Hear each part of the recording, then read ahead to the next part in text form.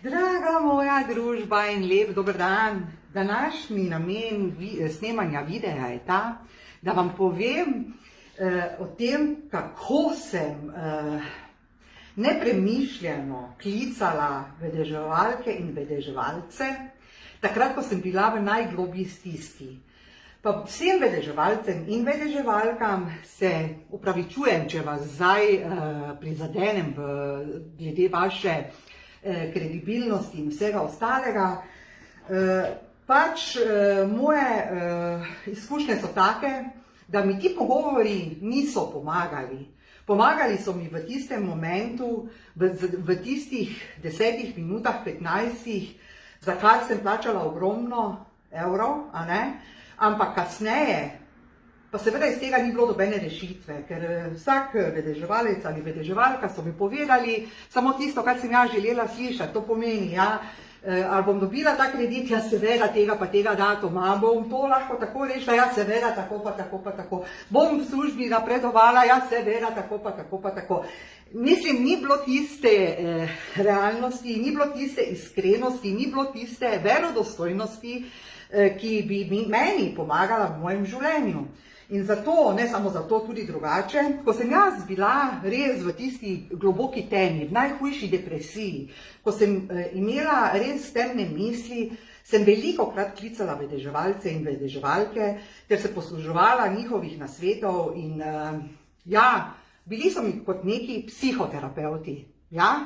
Ampak, kot sem že rekla, na koncu se samo veliko plačala, res veliko, ker ko so prišli računi za telefon, me skoraj kap in to vsak mesec, da vam povem, še to sem si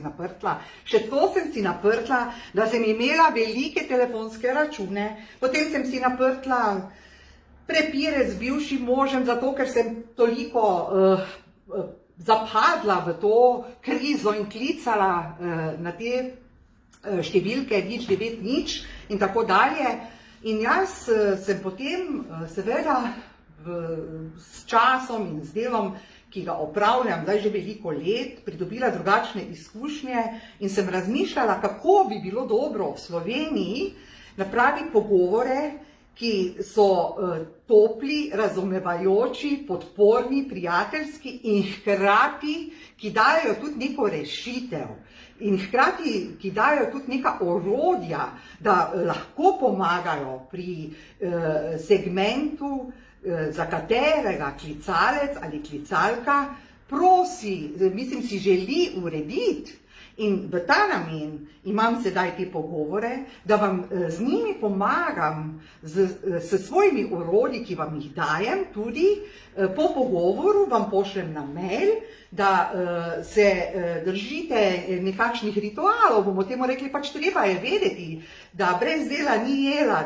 in da je treba za eno rešitev izziva, problema, težave, nekaj tudi storiti. In zato jaz dam takšna orodja, da delate z umom na tem, da bo vaša rešitev prišla in tudi pride, verjemite, da pride. Zato vas vabim,